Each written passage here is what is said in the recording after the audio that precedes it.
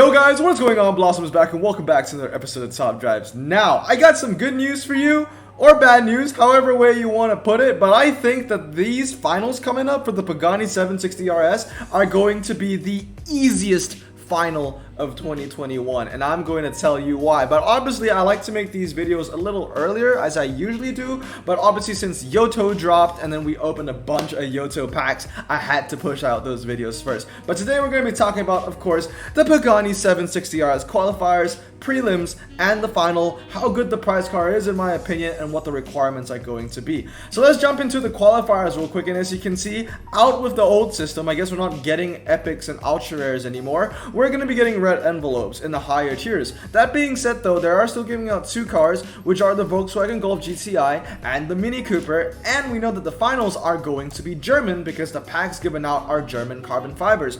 Now, I'm 99.99% sure that the requirements are indeed German hatchbacks, and I'll tell you why in a bit because I'm going to show you the prelim requirements. But first of all, let's talk about the prize car.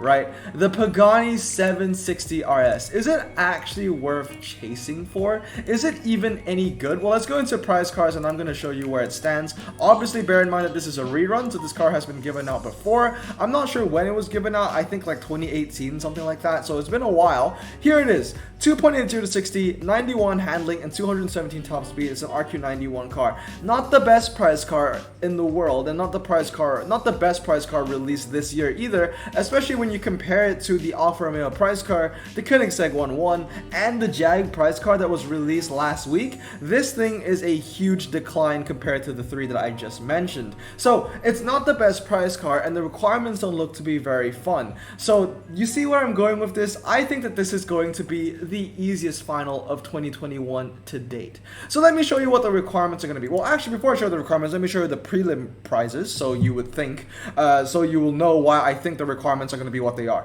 So here it is. I'm going to put in an image. Here are the prelim recs. Obviously, everything is subject to change, but the odds of it changing is pretty low. The tier 1 prize car is actually fantastic. The Volkswagen Golf GTI TCR, amazing machine. It's a Blossom Choice car, one of the best front-wheel drive cars in the game, one of the best front-wheel drive cars in clubs as well, slick tires, and it is the highest handling German ultra rare in the game at 95. It's tied with the Roof RCT, I think it's called. Tier 2 prize car is a Volkswagen Golf GTI, and then the tier 3 prize car is a Volkswagen Golf GTI. Tier 4 is a Volkswagen Beetle. As you can see, it's pretty disgusting. I hate Volkswagen, and so do a lot of other people. But that being said, don't worry. If you like Volkswagen and you're watching this video, then shout out to you. Okay, everyone is entitled to their own opinion. But okay, let me show you why. Obviously, everything in that and the prizes in the qualifiers are all hatchbacks. So let's go into country. Let's go into Germany, because 100% is Germany. We know that for sure. If not, the thumbnails of the CFs given out won't be, German packs, and obviously they are German packs. And let's go into miscellaneous and select hatchback. So this is literally the carpool. If you thought 2001 was trash, I want to argue that this is probably worse. At least 2001 had that RQ90 roof. For this one, it's literally two really bad Volkswagen Golf R400s. Now, I guess if you're Enqui, you're gonna have a good time, because I know Enqui loves his Volkswagens, but I have to say, this is a really bad pack, okay? Going on with the epics, I mean, these 5 are top tier garbage. I mean, whenever I do a garage review, whenever I see anyone that owns the Golf R from 2015 or the Golf R from 2012, I'm just like, straight up, get rid of that shit, alright? It's trash. The Mercedes AMG A45, in my opinion, is one of the worst RQ79 cars in the game. It doesn't deserve RQ79. When you think about it, it used to be RQ79 with the exact same stats when it used to be medium. Then it got nerfed to low, but the RQ didn't change at all. What? There's some other cars, right, in the game where they go from medium to low, and Hutch would take away about 4 RQ points. Why didn't this go down to 74? Why didn't this go down to 75? Why did it stay at 79? It's not very good. So I think this is one of the worst RQ79s in the game. And then last but not least, with the RS3 Sportback, which is like the only decent car you can get from the pack. I guess this alongside of the Opel Kadett. I genuinely wouldn't be happy with any of the legendaries. I mean, of the performance tire legendaries. This is one of the worst RQ80s in the game, and I mean, once again, I just don't like Volkswagen. I don't like this. I don't like this.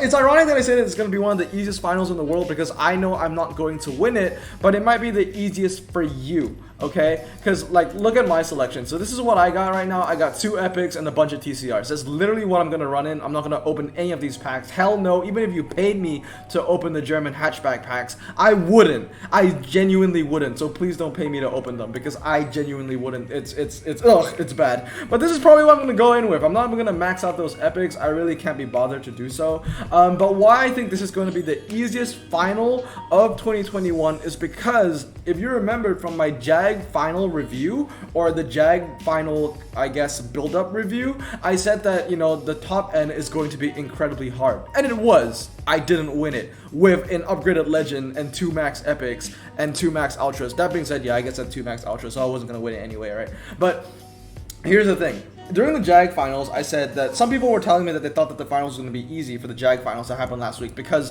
the prize pool was bad. I mean, not the prize pool was bad, but the pack pool was bad. You know, 2001 cars, it was bad. But like I said, the prize car is absolutely amazing, which is enough incentives for sharks and whales to go hard for.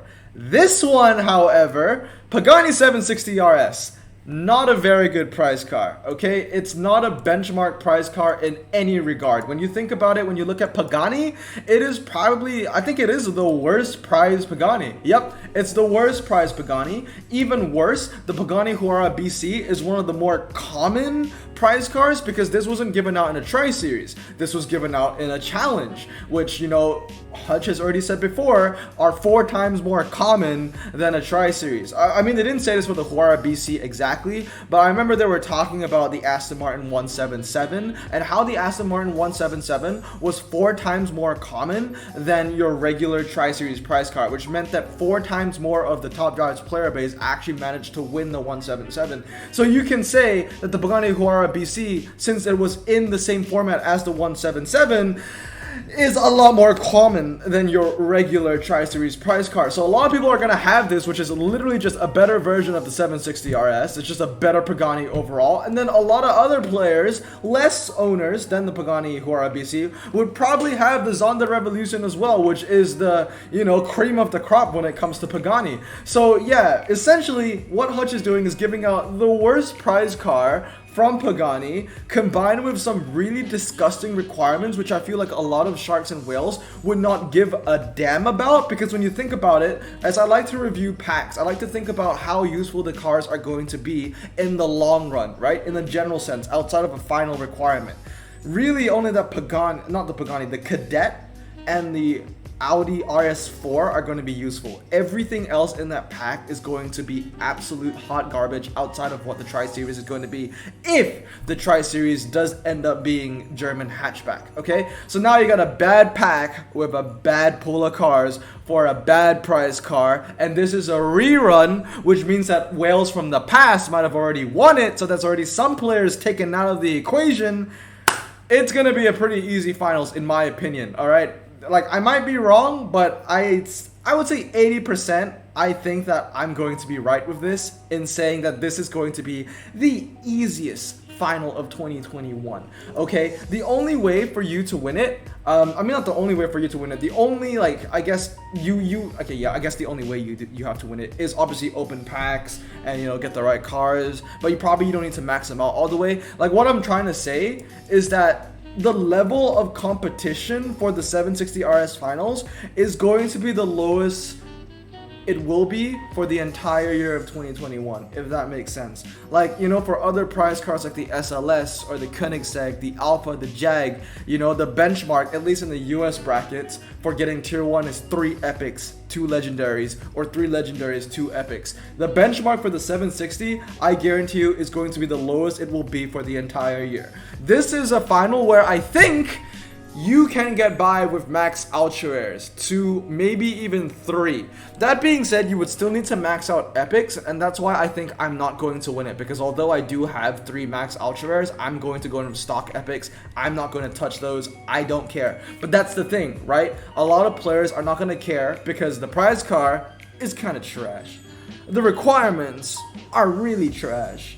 And it's a rerun. So if you're kind of in the situation where you just won a Tri-Series prize card, maybe you haven't won one in a long time, or you've never won one at all, and you don't really care about the requirements, and your end goal is just that you want a prize card, this is your time to shine, in my opinion. This is the time that you need to capitalize, because I think that the guideline, not the guideline, but the benchmark is going to be low, and all you need to do is probably just open a couple of packs, get some epics, max them out, and you'll be golden. I know that sounds that sounds like every final you're gonna get packs, get epics, and max them out, but what I'm saying is that in most finals, if you get packs and epics and max them out, you're not guaranteed to winning them, like me in the Jag finals, because I got epics and max them out and I didn't win it. But for this one, I think that the odds of you winning it with max epics are pretty high. You know, they're not gonna be more than 10 people in a bracket with max epics and legends trying to get what is a pretty underwhelming prize card with very underwhelming requirements. I hope I made sense with that. But that being said, that's all I wanted to say. This is gonna be some pretty easy competition. You're not gonna see me in this, I guarantee you. You're not gonna see me and a lot of my friends in this, because we don't care. We just don't. We really don't. But anyway, hope you guys have a great day. Remember to stay safe, wash your hands, and blossom out. Peace.